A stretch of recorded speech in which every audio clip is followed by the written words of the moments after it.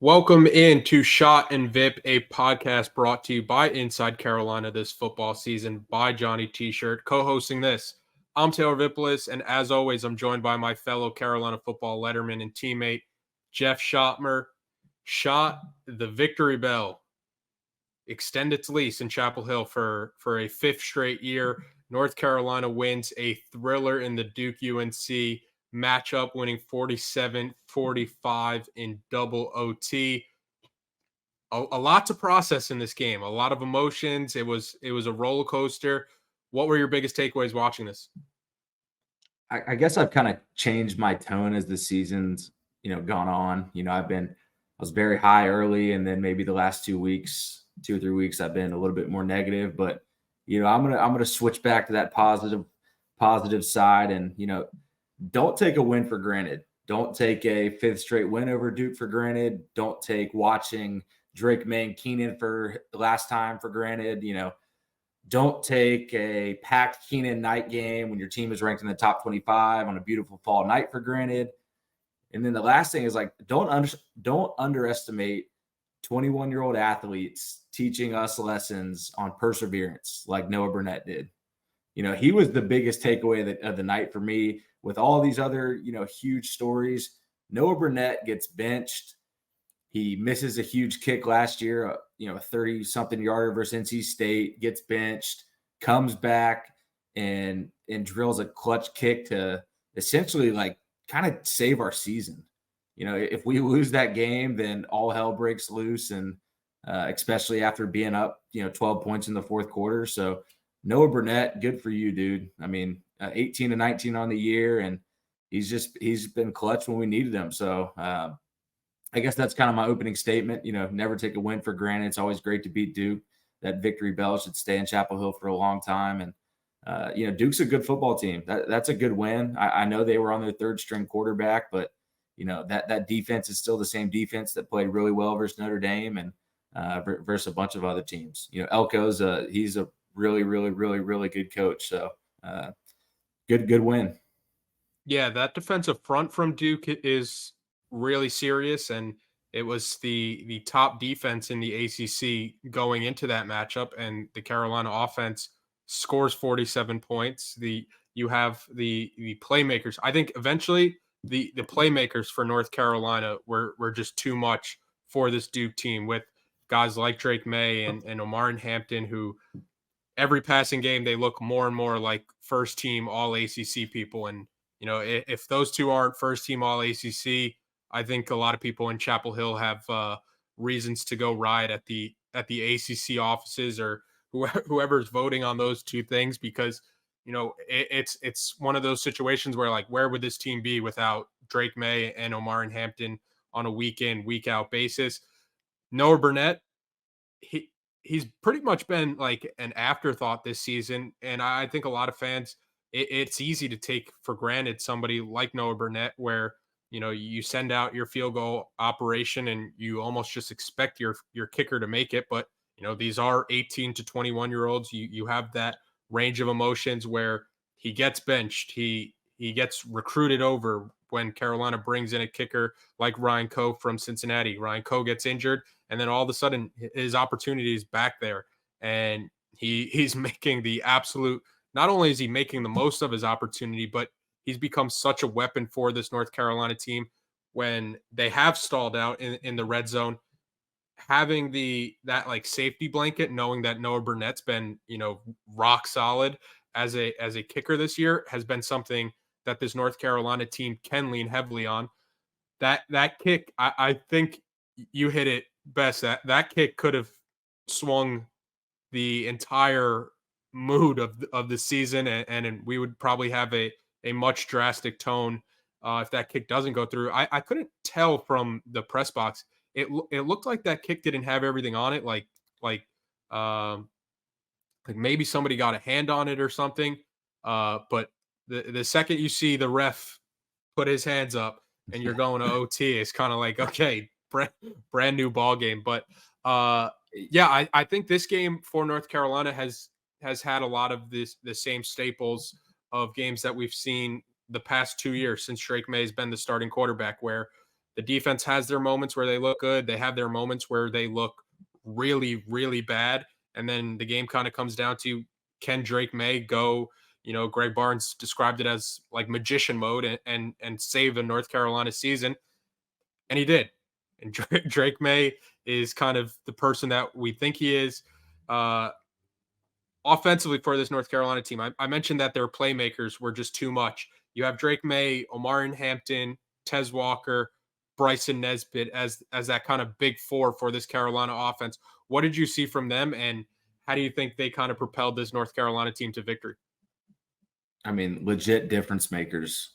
All four of them are top 3-round NFL draft picks, led by Drake, who possibly is going to go number 1 now.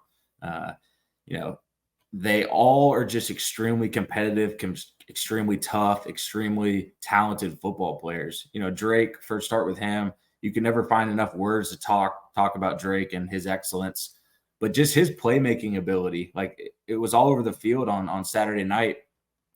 The plays where he's eluding sacks, especially the 4th down one in the second half, where he gets the ball off and, 99% of quarterbacks are going down.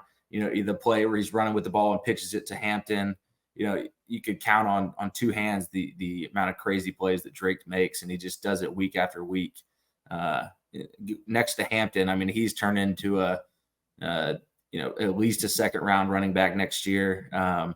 He's as physical of a running back as you'll find in college football. He's a plug-and-play guy that if Georgia's running back or Alabama's running back was flip-flop with him, he'd look the exact same. He had, I think, 40 touches, 200-plus yards. He wears down defenses. And Duke has been a physical defense all year. Good linebackers, good safeties, good D-line, great scheme. And Hampton, every time he got the ball, he was punishing dudes once again. And then Tez, I mean, what a story. What a story. I mean, to deal with all the shit that he's dealt with this year and then go produce at the level he has. Like, he's played 6 games and has 600 yards and 6 touchdowns. The thing that stood out to me the most, obviously, his straight line speed. He's probably the fastest, deep down the field threat that we've had since Matt Collins. But, 2 of the balls that Drake threw to him were a little underthrown, but Tez does such a good job of, he's got his defender beat by 2 yards, and he tracks the ball and sees it's underthrown a little bit. So he slows down and kind of shields the receiver. And then he times his jump so well and has elite ball skills. So what he does down the field is, honestly, we don't throw him enough deep shots. He warrants 5 deep shots a game because, we're converting at a high clip with him and Drake. So might as well just, flex him to the field, put all the other skilled players in the boundary, and just let him, you're going to get one-on-one coverage, and just let him try to beat the corner. We can't have enough of that. And then Nesbitt, he's really turned it on the last, couple games. He was out there with an offensive lineman's knee brace and just kept making play after play to keep us alive. And, none bigger than that 4th quarter touchdown in that end zone, which has become, a crazy end zone for late touchdowns in a game. I think of, Bug Howard versus Pitt had a crazy touchdown catch in that corner. Josh Downs, it wasn't at the end of the game, but his catch versus Virginia. Cam Sexton. You saw Josh Downs on Sunday. He kind of looked a little very like similar. The exact same catch as Virginia, just wasn't in the end zone. I mean, just those 4 guys, I can't say enough good things about them. They carried our team. When I talked a couple weeks ago about our coaches grabbing, our team by the hand and walking them to the finish line, that's what those 4 guys did in this game.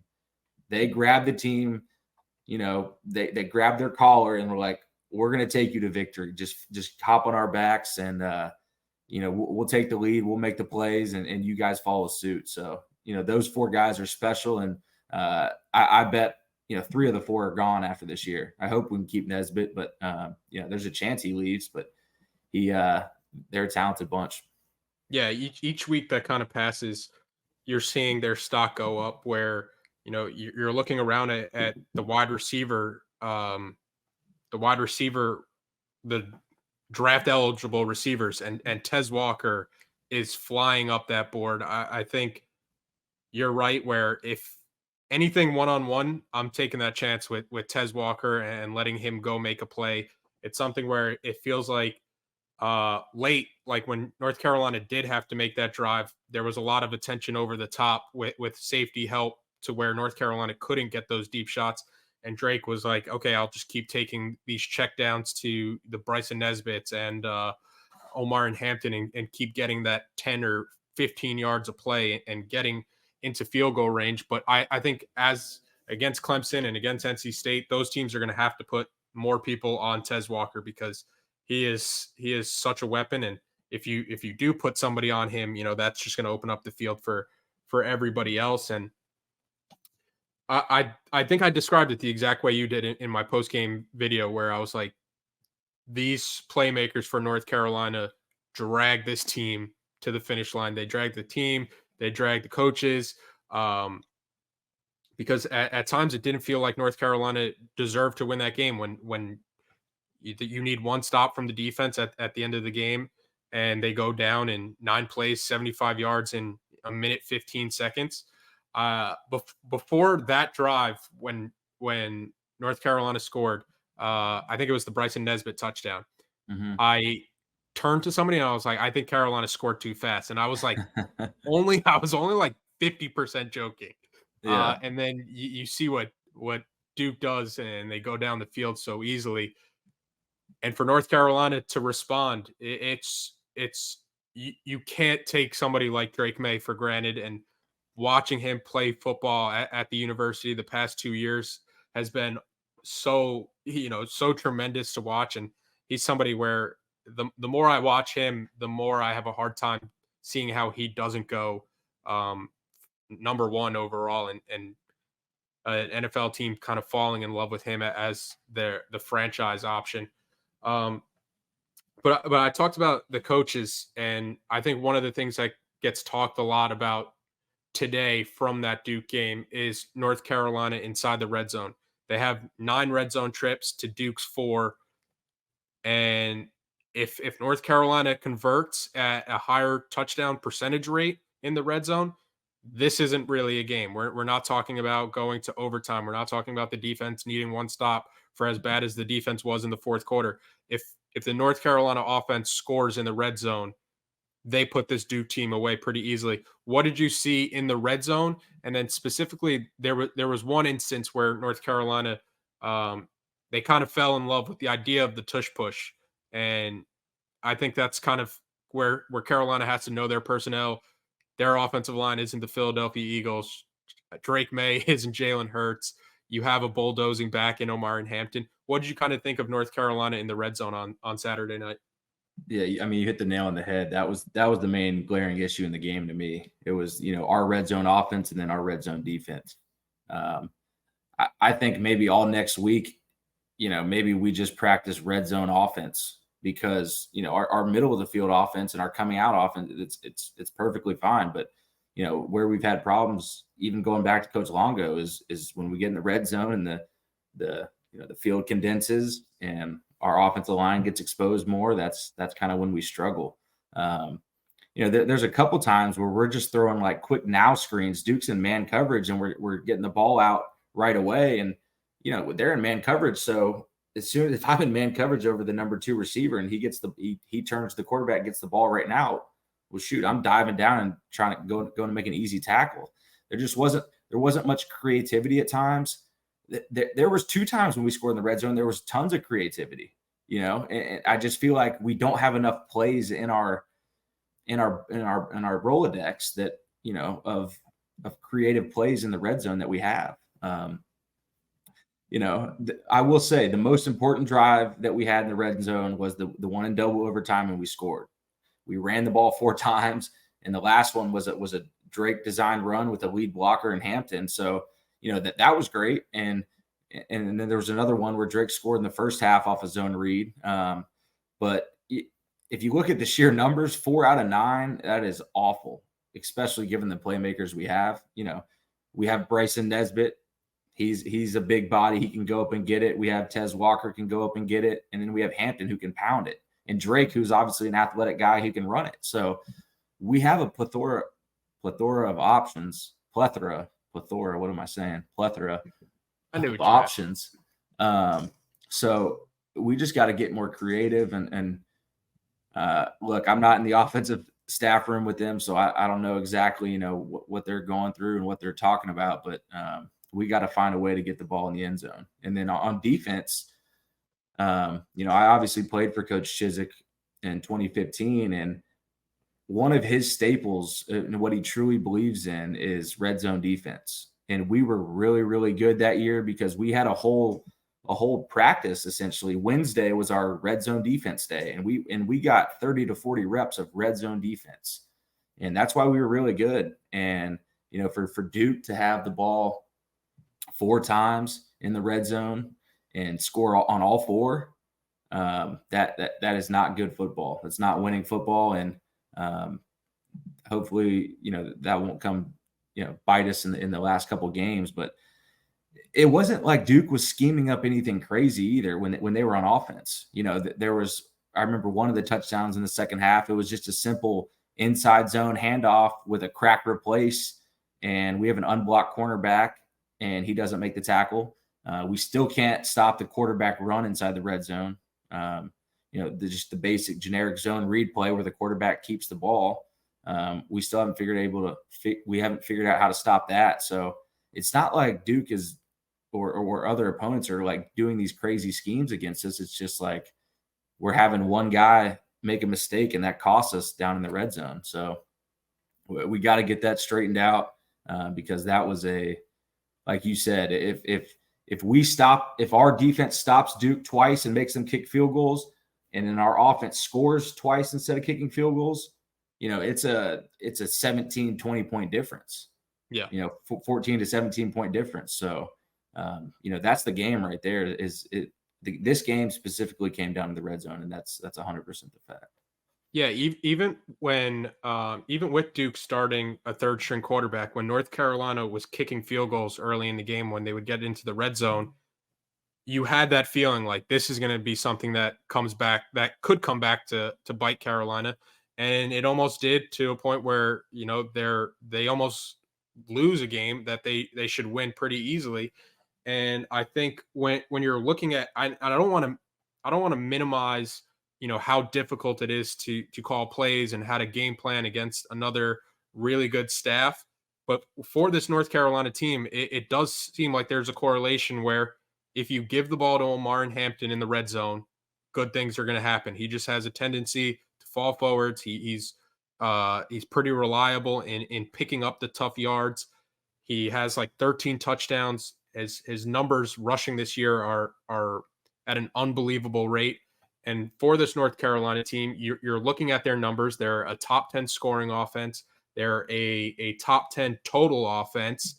They're the best offense in the ACC. But you look at their red zone touchdown conversion percentage, and it is 62.75%, which is 58th in the country. So then you're like, wait, we have a top 10 offense, but once we get in the red zone, we're a middle of the road offense.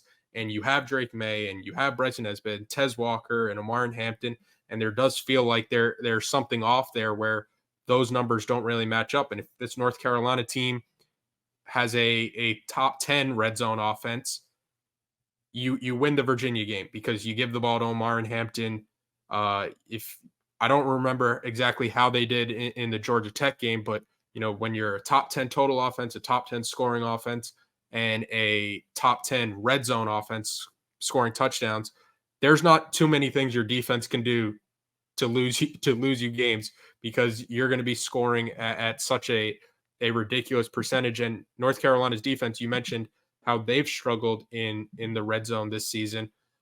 Their red zone touchdown conversion percentage is 63.89%, which is 90th in the country. So just not good all around once teams are getting inside the 20. I want to get to the defense. What did you see from their performance? Because it felt like more of the same, where from quarter to quarter, you don't really know what you're going to get with them. Yeah, once again, they were hot and cold. 2 good quarters and 2 terrible quarters. The thing that bothered me in this game was we were in position to make tackles, and we just weren't doing it. from all levels. Our Power Eccles missed a few, Said missed a few, Geo Biggers, Will Hardy, our corners missed a couple. And then sometimes when we are making contact, we're getting dragged and pushed back. And, we're just not playing with the physicality and the pursuit angles that we've shown at times this year.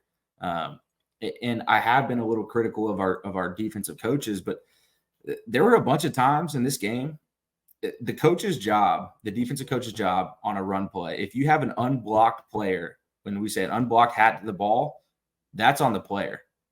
Okay, if your scheme is good and you have an unblocked player at the point of contact and he's not making the play, like, okay, the player's got to look themselves in the mirror and they got to make them.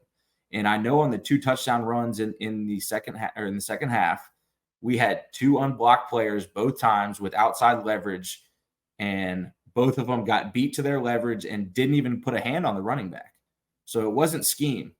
The scheme was perfectly fine. It was just their running back was better than Geo Biggers, and their running back was better than Amari Chapman. And,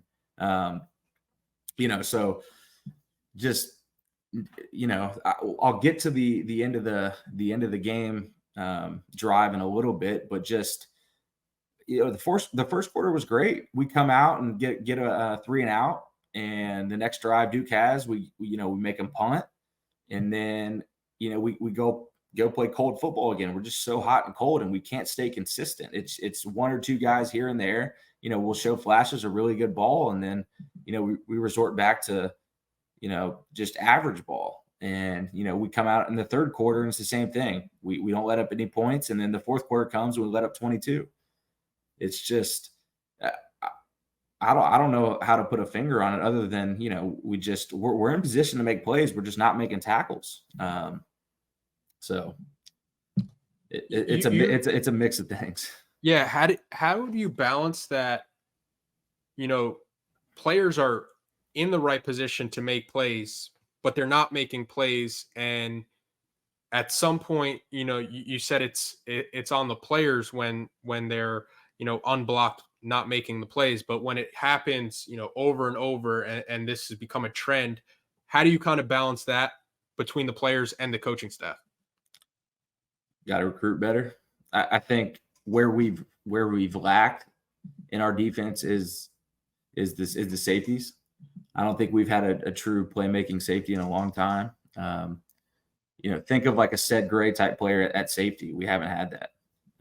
Like an eraser that's, going to come from the third, second level and knock you down every time he hits you. I think offenses that we face do a good job of scheming and putting our safeties in position to make tackles because they know our scheme. They know, what runs when we're running bracket coverage or quarters coverage. Okay, here's how we get a one-on-one tackle with the safety and the running back, and our running back is better than your safety.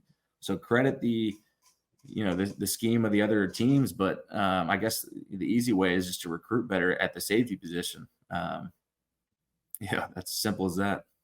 Yeah, and I think the frustration from the Carolina fan comes from not only having a quarterback in Drake May, but where it feels like you're wasting him, not getting to a conference championship game appearance with a generational quarterback like that. But I think part of the frustration too is you do see the flashes. They have these moments where they come out of the locker room at halftime where you're like, wow, this can be a good defense.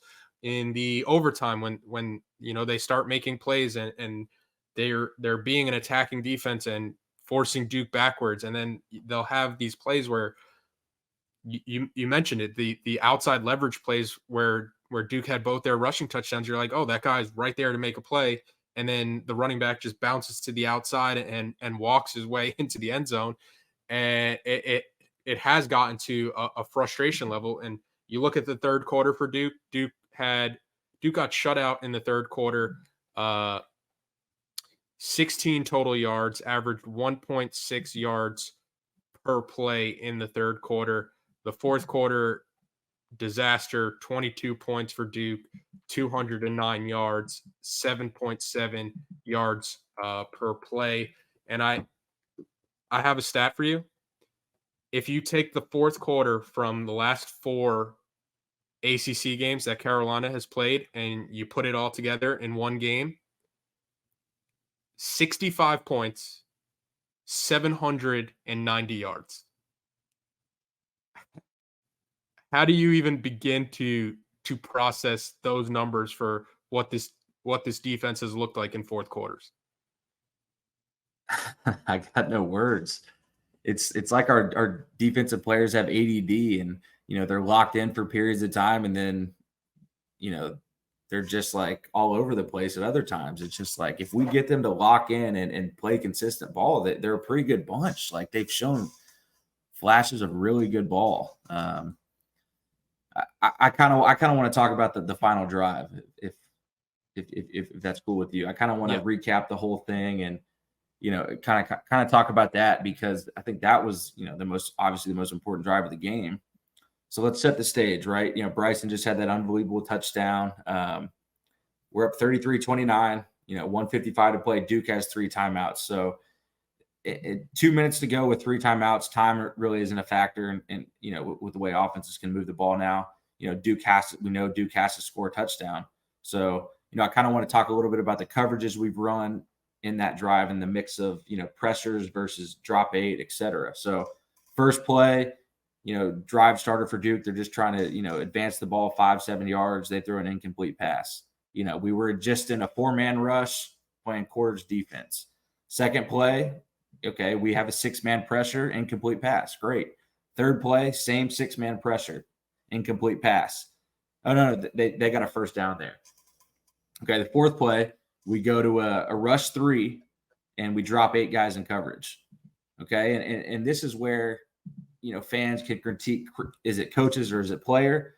Well, this play, for instance, was all player. Okay, so it was a 3-man rush. Rucker was the edge to the Duke sideline.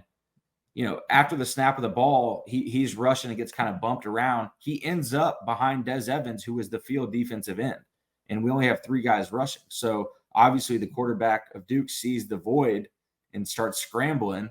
And then now the flat defender is pulled to go pull up the quarterback. So he leaves his coverage and the quarterback just dumps it behind his head. And, on paper, we had everything covered, but one guy, Kamen Rucker, didn't do his job. And now he caused a string of events. Now the flat defender has to come out of his coverage to go tackle the quarterback. It's just like, do your job. If each player just does his job on each specific play, like we have some calls that are perfect for what Duke's running. The next play, compounding effect. Rucker made a mistake the play before. He jumps offside. This is the next play. Okay. Then the following play, they run a simple inside zone handoff. It's the most simple run in college football. Every middle school, high school, college, pro, NFL, that everyone runs it. They just hand the ball. The offensive line zones one way, and very simple. Rucker, who is kind of doing his own thing at this point, he doesn't squeeze the hip of the tackle, creates a seam for the running back, and they get a 16-yard gain off a simple run play that we should knock down for 3 yards. And then they do another run. The next play, get 3 yards. The next play, we run another drop 8 coverage, incomplete pass. Okay. Then the ninth play of the drive, they go to they're passing the ball once again. We have a 5-man pressure. We're playing man defense, incomplete pass. So now we get to the 4th down. And here's where I think coaching played a factor in us not being able to stop them on this drive. So if you guys remember, it was 4th and 7.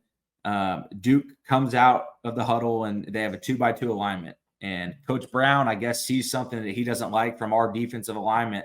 We're showing man coverage. We're showing all our DBs matched up with their skill, and we're in a pressure look. So what does Duke do? So Matt calls a timeout. Okay. So Duke sees that, and they ID what coverage we were going to run against what they were going to do on their 4th down play, the biggest play of the game. So what Duke does, they come out in a bunch 3-by-1 outside the timeout, and they know that we're going to run a pressure look in man coverage. And it ends up being a cover 0 blitz. So they drew up a cover 0 blitz beater. Okay. And the issue I have, it's not that we called this blitz, is the execution of how we did it. So to teach everyone who doesn't have a crazy football knowledge. A cover zero blitz is where we're playing man coverage across the board with all the skill players. So if there's 4 receivers, our 4 DBs are covering their 4 receivers, and we are sending one more guy than Duke can block. So if they have six blockers, so the 5 offensive linemen and the running back, we're bringing 7 guys. So that we're going to have one guy hot to the quarterback. So that means that the quarterback has to get the ball out, in under 2 seconds, or he's going to get hit in the face. So our DBs know that if we're blitzing cover zero, they are taught that on the first break of a receiver, they're triggering, because anything else should be taken care of by the rush. So the issue we had when we ran our cover zero blitz was, obviously we were bringing one more than they can block, but we had 2 guys. When you run a cover zero blitz, all 7 defenders should be on the line of scrimmage. Okay. There shouldn't be, 1 or 2 guys at linebacker depth, because we're trying to get to the quarterback as fast as possible. And the issue we had was Geo Biggers, and I figured it was another safety.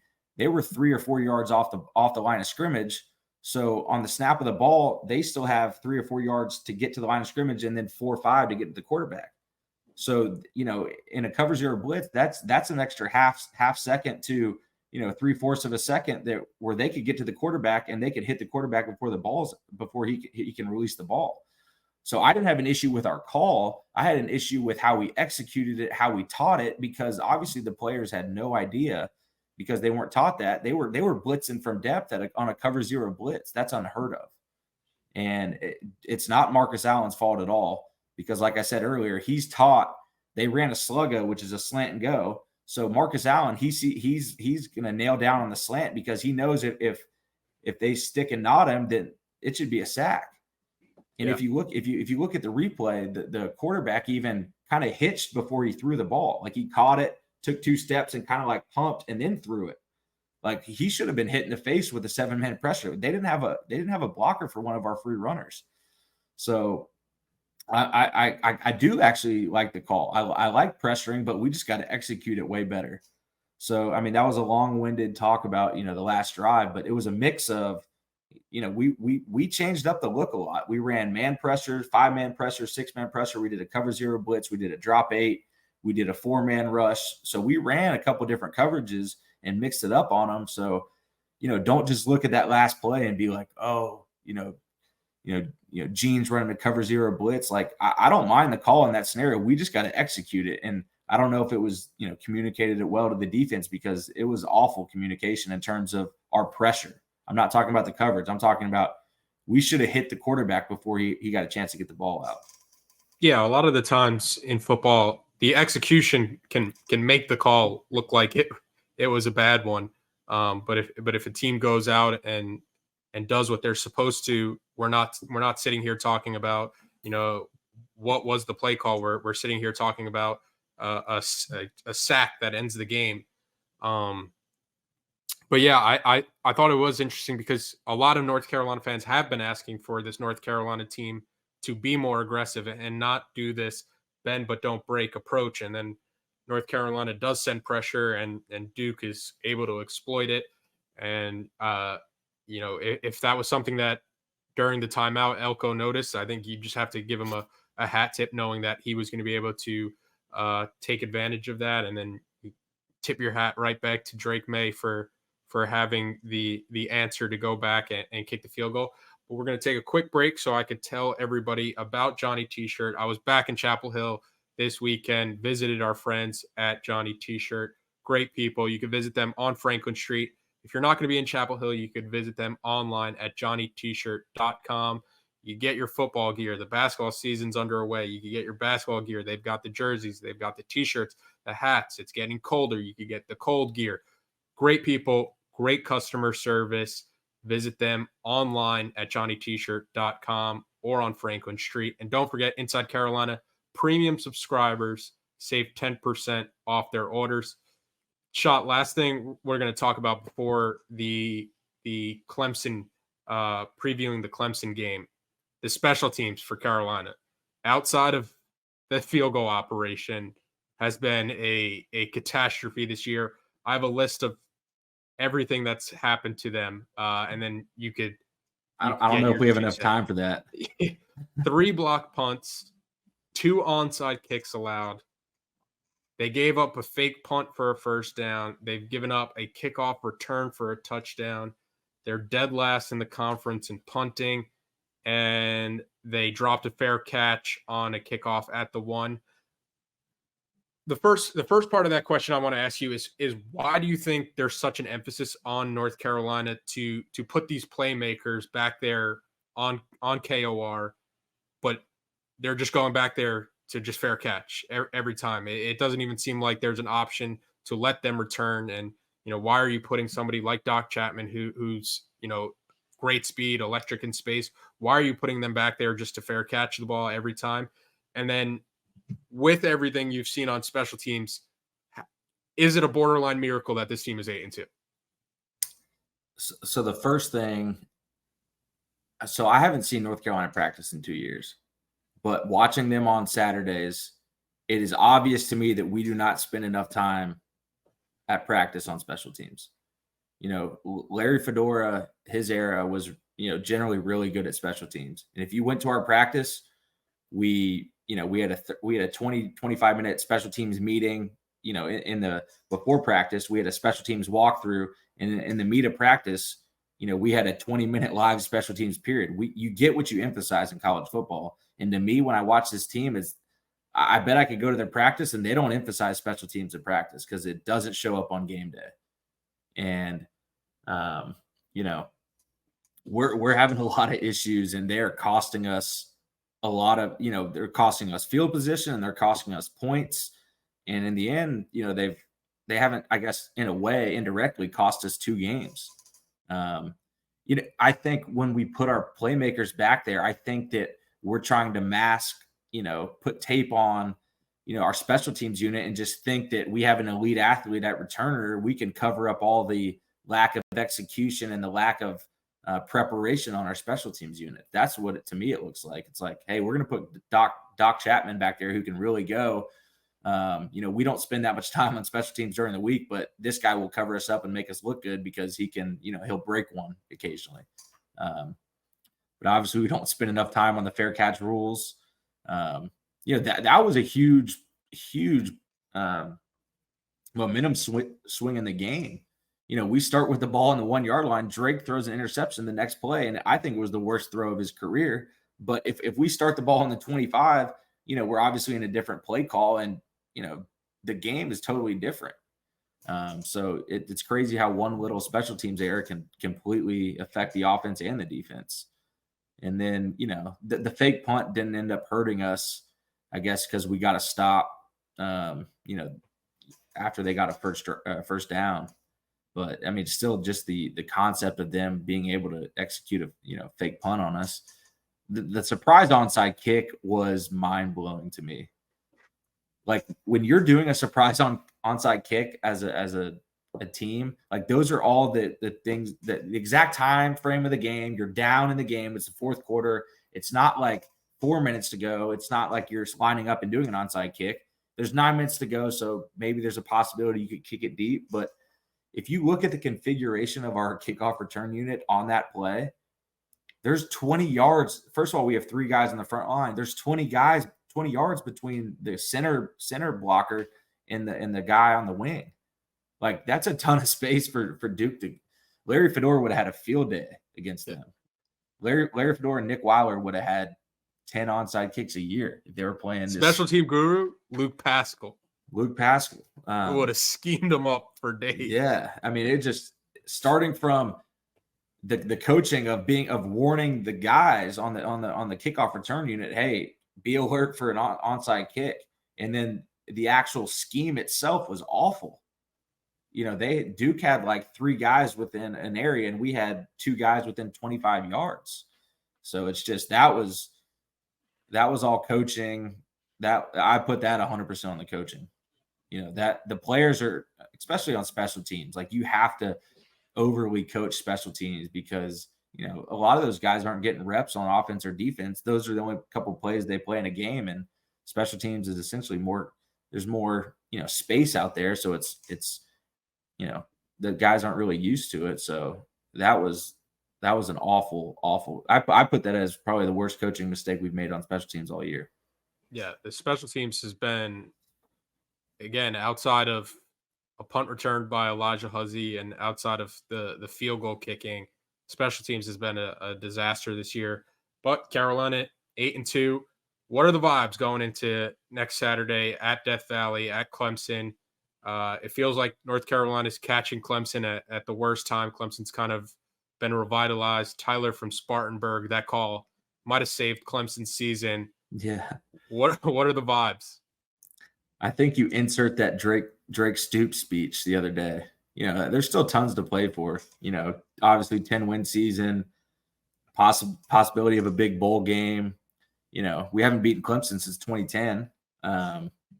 So those are three huge things right there. Obviously the march to get 10 wins, and then say we don't go to the ACC championship, and Florida State beats whoever by a bunch, then maybe we can leapfrog them and go to a bigger bowl. So Yeah, it happened to us in 2015. It happened to us in 2015, exactly. So maybe we can get retaliation for that, but we still have tons to play for. Drake's legacy as a college football player, as a Tar Heel, 10 wins is a big deal. I think beating Clemson in Death Valley, I don't know the last time that a UNC team has done that. I know the last time we beat them was 2010, but that was at home.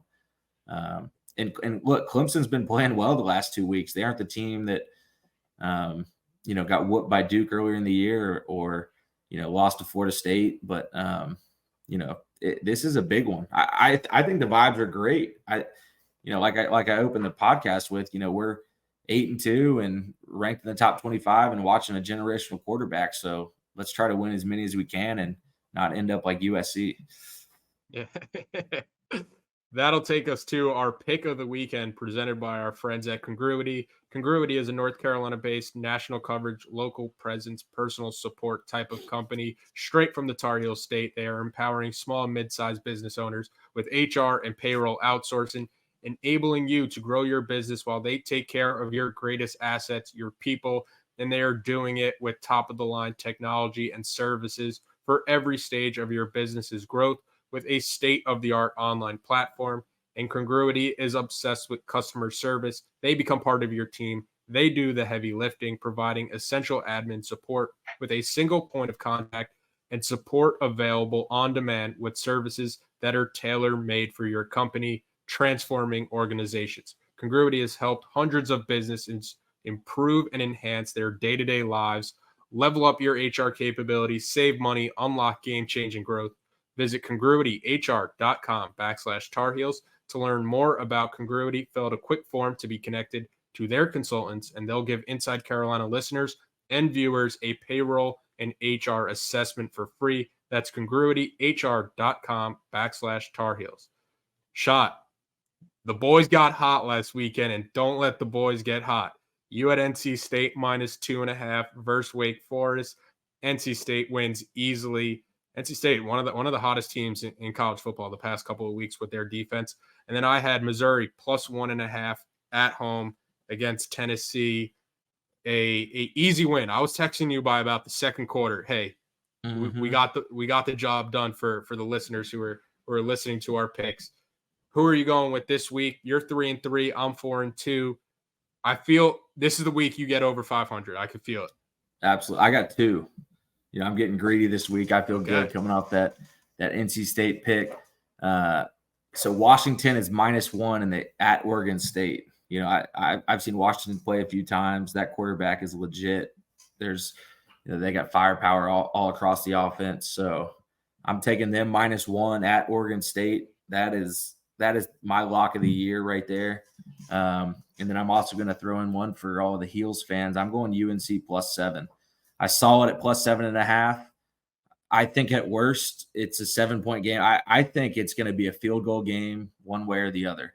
I could see us losing by 3. I could see us winning by 3. So that +7 will guarantee you be in the green for your betting. But I think we're going to have a tight one down in Death Valley this weekend. So I think UNC +7 is the move, and Washington -1 is the lock. I'm gonna go Big Ten country. This is a hold your nose bet because I've seen their offense this year. Their over unders are in the 29s and the 30s. I'm going Iowa -4 at home against Illinois. This is a game I might have to win this game 5-0 to cover -4. I just watched them this past weekend. They beat Rutgers 22-0. Their defense is unbelievable. They have a great punter. Whenever you're bringing up the punter as why you're betting on a team, not usually the best reasoning, but Torrey Taylor is the best punter in the country by a wide margin. I saw a stat. I think the exact stat was Iowa is like 10-1 in games that Torrey Taylor punts at least 8 times. So it's like, hey, second down, let's send him out. Let's win this field possession early before we throw an interception. So I'm gonna go Iowa -4. Those are our picks of the week presented by Congruity. But North Carolina, the 3:30 kickoff in Death Valley, ESPN. We'll see. I wonder if Clemson's gonna be ranked going into this matchup when the rankings come out by the time. What's their record? They're 6-4, but they're starting to get hot. They're trending. They're starting to get hot. They have two.